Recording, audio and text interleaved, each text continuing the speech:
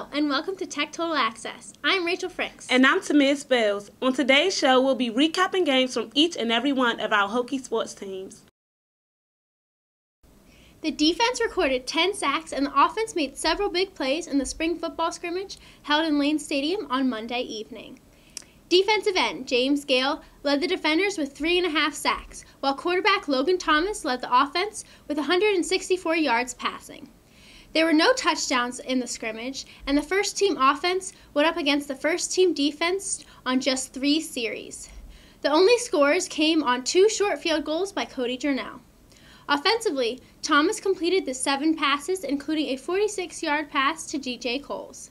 His biggest play came on a 63-yard completion to Dimitri Knowles.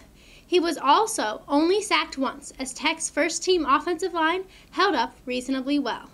Trey Edmonds paced Tech's rushing attack with 29 yards on 7 carries, while J.C. Coleman finished with 10 yards. Kevin Asante led all receivers with 5 catches for 68 yards, and Coles caught 3 passes for 53 yards. Dietrich Bonner placed the defense with 6 tackles. Justin Taylor, a backup defensive tackle, recorded 5 tackles, including a sack. The team's final scrimmage will be this Saturday in Lane Stadium. Players and coaches had a lot to say after Monday's contest. Football is in the air as the Hokies host their first spring scrimmage here in Lane Stadium. This is one of many to come as the Hokies prepare for their season opener against the University of Alabama. You know, I really liked our scrimmage. First time we really had a full scrimmage. I thought the effort was excellent, and it has been all spring. I thought the execution was good for a first scrimmage on both sides of the ball. You know, there's going to be a lot to learn from, but we weren't running into each other out there, so that's a good thing. And then I think guys will study the video real hard, but some guys caught my attention, and E.L. Smiling come in there and made a couple catches. We're hoping he's going to take it up a notch here this year, and he looked like he might. Trey Edmonds, I thought he made a couple of nice cuts. J.C. Coleman made a couple of nice cuts. The receivers, for the most part, we could have caught a couple more, but a couple of them made some plays. So overall, you know, we pined the ball well, and we're doing a lot of things here for halfway through spring practice, you know, as far as the kicking game goes and offense goes and defense goes. So, from here on, it's not a lot of installation. It's going to be hopefully a lot of improvement. How much new offense is in at this point? There's quite a bit. There's a lot of stuff, and again, it's a lot of words in the huddle, and but we're executing, I think, well. To have new terminology for the most part, a new offense, and then to get out there and get things run in an efficient manner, I think it's good. Frank, where was Jack Tyler today? I think he was in class. Yeah, I'm sure he's in class now. Given the changes you had in the offseason, would you expect the defense to be ahead of the offense? Yeah, well, either just from being a veteran guys, and we got some new guys there in the offensive line. The experience is over there with the defense right now, and but again, I thought the whole thing went pretty well. I'll be eager to take a closer look, but I think the defense is going to be ahead and should be ahead right now. Logan threw a couple picks there. What did you think of the way he played? Were those concerns for you? Who's that? Logan. Well, again, sometimes the receivers are kind of getting us too, and it's just a constant get on the same page there. Did you have any update on David Wang's injury? No. Do y'all have anything on David Wang? Not yet. I hate to see that. We need all the reps in there in our offensive line we can get, and he's had trouble with injuries, so hate to see that one. My update was his ankle looked disgusting. Looked disgusting? Yeah. Awful. Oh, purple, really? blue. Oh, really? I don't know what that means. I'm not a doctor. You gave me too much information. How would you describe what you're doing with DJ Coles offensively? It's almost like an H-back, and he's Yeah. You know, he's got some size, and you'd like to get some mismatches going. He's big enough to kind of play like an H-back, and, you know, we want him to be athletic enough to play like a wide receiver. And he may need to lose a few pounds to do that. You know, we'll talk about that after spring practice. But, you know, we're experimenting with that a little bit. With the carries that Trey's getting, is he kind of making a case, I guess, for backup at running back? Who's that? Trey. Yeah, I liked what I saw today. You know, I mean, he planted a foot and zipped up into the hole, you know, a couple different times, right? You know, he just kind of got your attention. And so, you know, like we said all along, though, but we need to narrow that list down and come out of here with who's 1 and who's 2 and who's 3, and that's going to be about it. Looks like you did some things formation-wise with Trey, also kind of break the huddle, split him out wide, and then put him in the backfield. I guess the feeling there is if you can make him dangerous enough and he makes enough noise, he can kind of distract some folks. Yeah, and you know, and part of a lot of the offense, which I like, is shifting and motioning and try to determine, you know, what the defense is in, and then get your best play going towards it. So, you know, I think that's the way you do it. Coach Beaver said you obviously have the size to play that position right now, but at the same time, do you want to be slimmer when we come back in the fall? Yeah, I mean, right now, I do have the size. I mean, probably when the fall start, I'm trying to lose at least 5 or 6 pounds around there, so get my weight down, so I'll be in better shape for the season. How much new stuff have the coaches put in offensively? Right now, I mean, we have 6 days of installment, so each day is something new. I mean, I guess it's practice 7, I guess, so we haven't put anything new day for the scrimmage, so 6 days of new information and stuff like that in place. Is it a lot? Is it a big departure? Is it pretty similar? How would you describe it? I mean, in a way it is a lot. I mean, because, you know, it's a new offense, so each day you're getting something new. I mean, but at the same time, it's a little, you know, just different formations with same plays. So, I mean, it's really not that bad, but it's just the fact that it's a new offense and you get new stuff every day and you try and learn each day. So, I mean, it's a little slow process, but, I mean, we can handle it. With all you've been through with your knee and all, do you have to mentally fight, sort of being tentative at all out there? Oh yeah, you know, like the first hit I took today, you know, the first tackle, I was worried about my knee, but after that, I mean, I was good to go, you know. I mean, that's the main thing coming off a knee injury with anybody I talked to that had knee injuries. They said the main thing is getting it mentally. You know, once you get over it mentally, you'll be good to go. So, I mean, after that, it was out of my mind. Do you feel like you're there as far as the mental side of it, or not really? Ask you after the spring? Yeah, I mean, you know, it's going to take a couple more hits, you know. I mean, technically, I didn't take any low, you know, knee shots or anything like that. But, you know, once I get a couple of them and it holds up pretty well, I think I'll be fine. I don't know how much you consider going pro last year. Obviously, you're back now. What are your goals sort of for this year? What did you want to improve on the most, I guess? I want to improve on all of my games. Just become a more complete player. I know coming back, working with Coach Wiles, I will be able to bring my game to the next level and be more prepared for the NFL. You had that one sack on where he goes flying back a little bit. Is that kind of fun, even though you're not, you know, technically supposed to be getting that to the quarterback? You get a little bit of pressure there. Yeah, that's always pretty fun. You know, you're not supposed to really hit the quarterback because they're in yellow, but when you get there, sometimes you gotta let them know. How good can this defense be? I know you guys had a lot of returners last year, and you slipped a bit in the first half. Going to be a similar situation this year with a lot of experience. We just have to continue to work hard. I'm not going to speak on how good the defense can be, but I just know we've been working hard, and we're going to continue to work hard, and hopefully everything will pay off. I know you're behind Fuller, but do you feel like you can put yourself in a position to play next fall if you continue to progress this spring through the offseason? Yes, sir. If I continue to progress, I feel like I can play. You know, even if I'm not starting, you know, I have no problem at all, you know, being behind Fuller, learning from him. He's like kind of like a second coach to me. He plays my position. I ask him questions. He lets me know the deal. He lets me know how I can get better at that. So when I'm out on the field, I'm listening to Coach Gray and I'm listening to Coach Foster and I'm looking at Kyle. From a defensive mindset, what have you seen out of this offense? You know, new system here, new set of coaches. I've seen a lot of energy. I've seen a good mindset. You know, they're coaching them hard. You know, our kids are learning a new terminology, a new system. You know, obviously, I think in a lot of aspects we're ahead of the game from that standpoint, ahead of them. But that's understandable. But I like I like these guys and what they're doing, and you know what they're going to bring to the table for us with their offense. A couple picks out of your defensive backs today. Yeah, that's nice. That's nice. We gave up a couple big plays too, but you know we had a couple, had several big plays defensively. Had 2 or 3 picks and had a big fumble early. But you know, and that's part of it. That was good to see.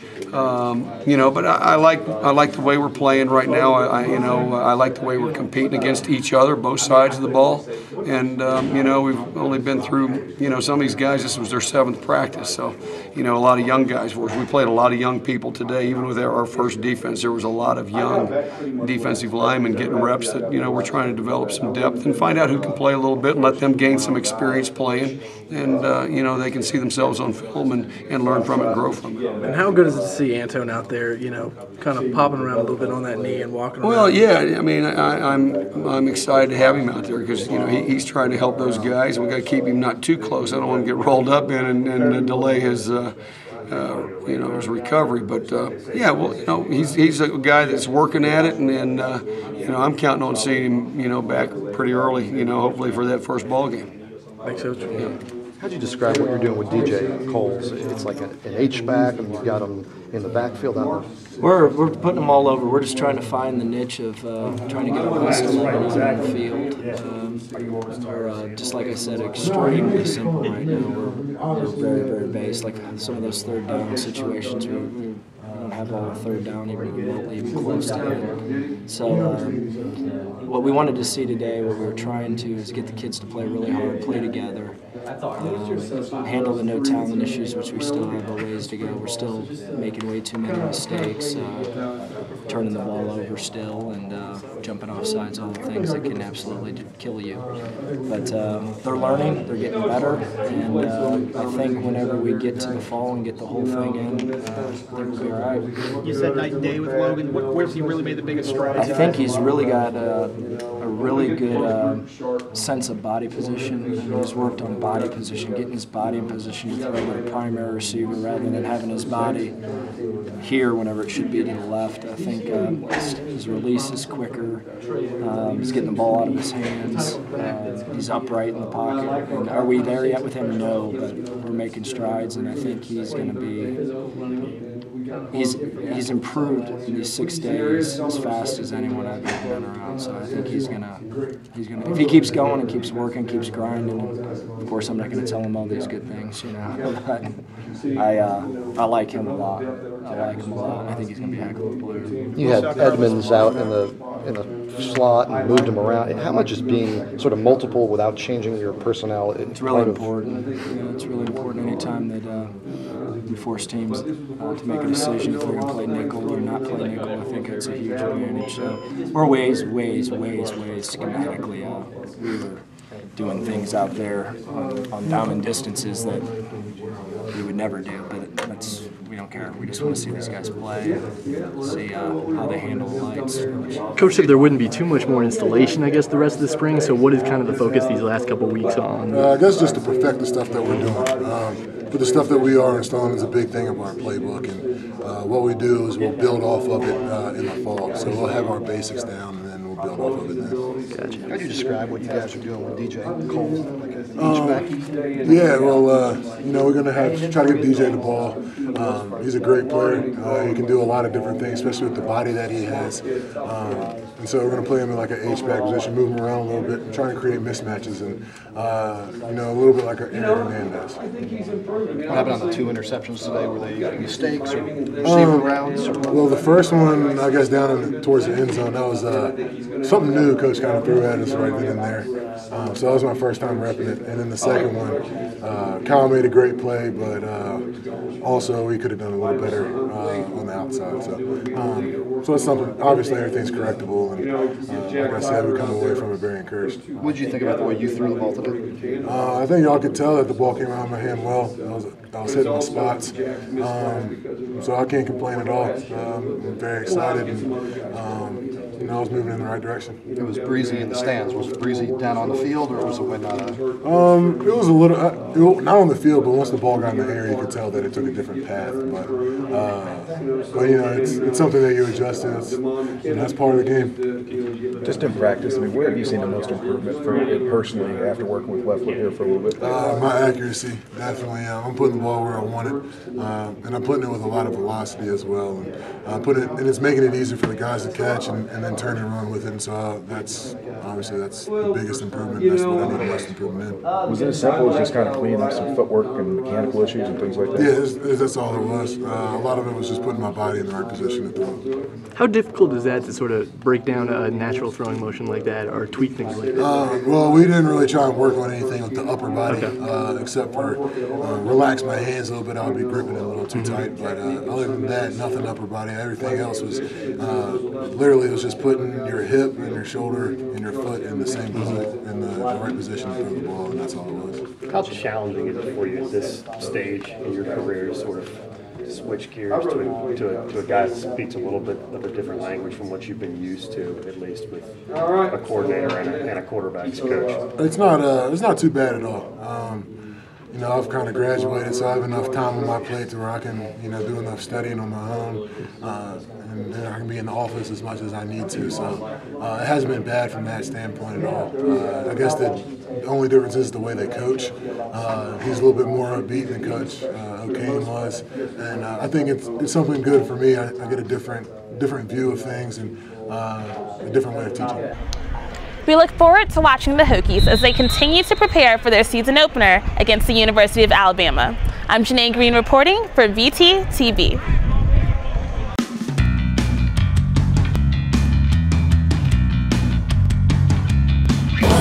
Are you turned on?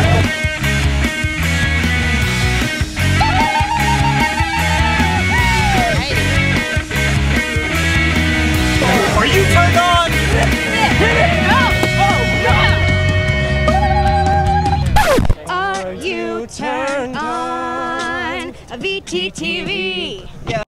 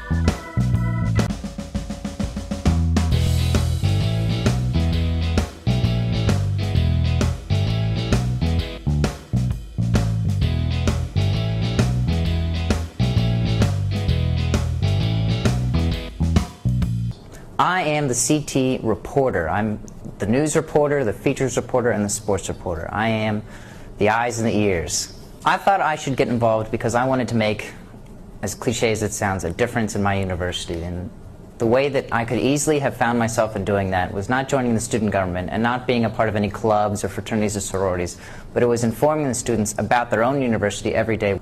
It's not tough to get involved. All you have to do is walk in and hand in an application. Just say your name, what you want to do, and start writing. I was given an assignment the day I walked in.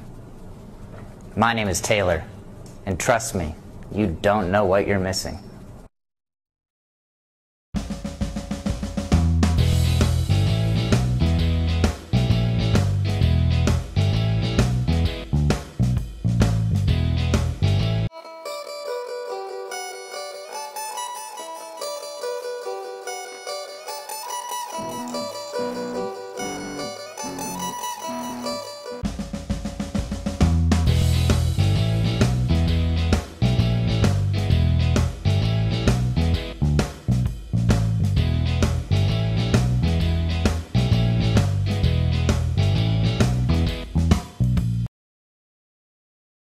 It took 14 innings to decide Game 1 of a 3-game ACC series between the number 22 baseball team and number 25 NC State. Tech scored the first 2 runs of the game, which were both unearned. Catcher Mark Zagunis also drove in Tyler Horan with a single in the 3rd. NC State then scored 6 unanswered runs, with the big blow coming in the 5th when the Wolfpack scored 4 to take the 6-2 lead. The Hokies responded with 3 in the top of the 6th, with an RBI from Matt Darby and a 2-run home run from Andrew Rash. The comeback wasn't complete, though, until the 8th frame as Tech trailed 7-5. Kyle Wernicke hit a solo home run and Rash doubled home Alex Perez, and the game was knotted at 7.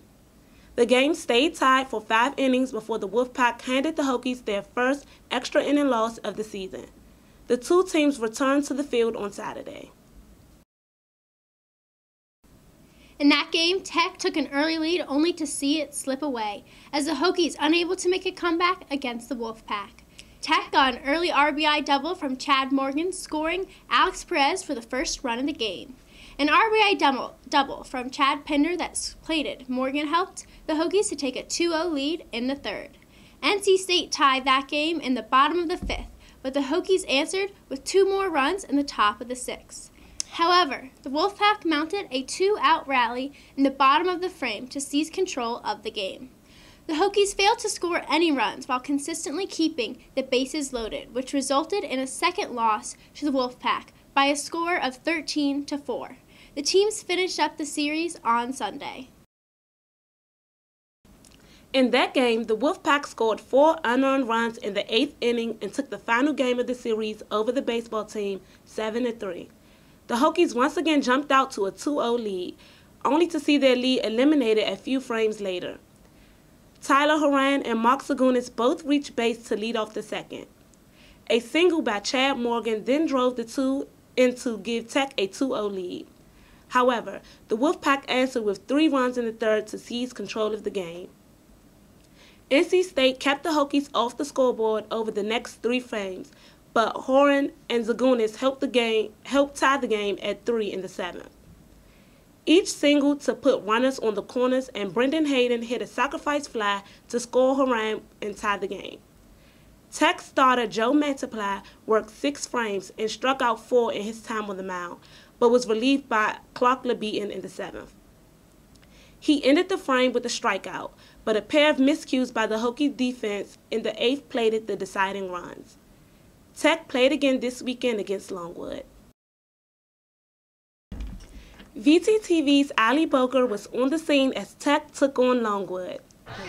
The baseball team won in extra innings against Longwood Tuesday night 7-5. The Lancers were the first to strike in the 2nd inning as they plated 2 runners. However, the Hokies responded, plating 2 of their own in the bottom of the 2nd. But Longwood would not let up as they added 2 more runs in the 4th. In the 5th, Andrew Rash hit a solo home run to cut the deficit by 2. Then in the 6th, the Hokies tied things up at 4 apiece. In the 10th inning, with 2 outs, the Lancers plated a runner, forcing the Hokies to score in the home half of the inning. The Hokies did respond as Chad Pinder's sacrifice fly plated Gary Schneider to tie things up. Then Tyler Horan hit 1 out of the park for a 2-run home run, making the score 7-5. With VTTV, I'm Ali Boker. The softball team picked up 17 runs in their first 2 games of the series against Georgia Tech Saturday. In the first game, the Hokies started things off strong in the 2nd inning when Danny Anderson's sacrifice fly brought Amanda Ake in. Georgia Tech tied the game up in the top of the 3rd, but the Hokies responded in the bottom of the inning when Kylie McGoldrick's single scored Lauren Gaskill. In the bottom of the 4th, Gaskill's 3-run home run gave the Hokies a 5-1 lead. Tech got 2 more runs in the 6th to produce the final score of 7-2. In the 2nd game, it was Ake's grand slam that got things going for the Hokies. In the 3rd inning, Courtney Little's sacrifice fly brought in McGoldrick. In the 5th, B.K. Smith hit a 2 RBI single to give the Hokies a 7-0 lead. Nina Compton was brought in off McGoldrick's fly ball to left field, and Little then doubled to bring Smith in for a 9-0 lead. Logan Spall single-plated Little and extended Tech's lead 10-0. Georgia Tech cut the deficit in the 5th inning on a solo home run and RBI single, But it wouldn't be enough as the Hokies were able to hold on to win the game. The teams finish up the series on Sunday. In that game, the softball team dropped a 10-4 decision to Georgia Tech Sunday afternoon to wrap up the three-game set. Georgia Tech played at the first run of the game in the top of the second inning, scoring on a Hokie error. Georgia Tech then got a 2-run home run to left field to give the Yellow Jackets a 3-0 lead. The Jackets added another home run to make the margin 4-0, and another solo shot 2 batters later made it 5-0 and forced a pitching change. The Hokies got on the board in the 5th inning when Lauren Gaskill drove in Danny Anderson with a single to the gap. Georgia Tech got that run back and one more in the 6th inning before getting 3 more in the 7th. In the 7th inning, Gaskill drove in a run with an infield single, and then McGoldrick launched a 2-run home run to left center, but it wasn't enough as the Yellow Jackets held on for the win. Jasmine Harrell took the loss, going 4 2/3 innings. The senior allowed 5 runs on 6 hits with a walk and 4 strikeouts. Tech will be back in action on Wednesday, taking on in-state rival James Madison in a road doubleheader. The men's soccer team struggled in their spring exhibition game against NCAA runner-up Charlotte. The Hokies could not handle the 49ers' constant attacking offense and let in 2 early goals in the first half. Tech only took 3 shots the entire half, and only one of them was on goal. The second half was much like the first. The Hokies could not get anything going, and Charlotte scored another goal. The game ended with Tech getting shut out 3-0. Hokie goalie Kyle Renfro had a good game despite letting in 3 goals, as he racked up 9 saves, a career high. These spring exhibition games are a way for the team to get some practice before next season starts in the fall. The Hokies are returning 10 starters after only losing 1 senior, and high scorer David Clemens and goalkeeper Kyle Renfro have been named captains of the 2013 season. The team hopes to improve from 7-10-3 record in 2012 and will try to be an ACC team after going winless against conference opponents last year. Tech plays their next exhibition game at UNC Greensboro on Saturday. With only 1 win to start the weekend, the track and field team captured 3 wins on Sunday. A Hokie sweep in the 4x800 meter relay at the Colonial Relays and Ronnie Black's 3rd high jump victory of the outdoor season at the Florida Relays helped the team finish strong. The Hokie distance squad hit the track at Zabel Stadium early, where the women's 4x800 relay teams finished 1st and 4th. The men's 4x800 relay team followed that up with a win of its own. Later in the day, Tech's distance medley relay team continued the success as it earned 3rd place. In Gainesville, the men's 4x100 relay team turned in the 2nd best time by a collegiate team in the field. The team finished in 6th place. During the evening, Ronnie Blacks continued his outdoor win streak in the high jump, bumping it up to 3 for the season. The senior's jump tied his high school record, which he set last year. Next weekend, the majority of the Hokies will take the weekend off to prepare for the ACC Outdoor Championships in 2 weeks. A small group, primarily made up of pole vaulters, will head to Knoxville, Tennessee for the Sea Ray Relays. The golf team finished in 4th place at Augusta State Invitational on Sunday afternoon. The Hokies have now posted 7 top 5 finishes in 9 events so far this season, including 3 top 5 in 4 spring events to date. Senior Mike Moyers tied for 8th place individually, finishing just behind the medalist. Sophomore Scott Vincent tied for 17th place, while junior Bryce Chalkley tied for 19th. Junior Trevor Cohn tied for 33rd, and freshman McLean Hughes tied for 45th place. Defending national champion, Texas won its 2nd consecutive Augusta State Invitational, just ahead of the host team. The Hokies will finish the regular season on April 20th at the Navy Spring Invitational in Annapolis, Maryland. That's all we have for you on this edition of Tech Total Access. Please join us next week for more hard-hitting sports action. As always, go Hokies!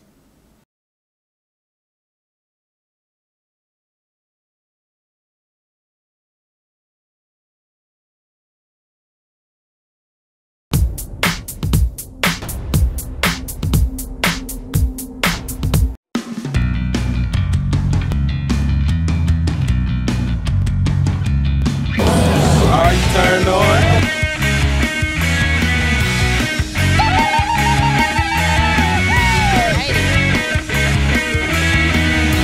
Are you turned on?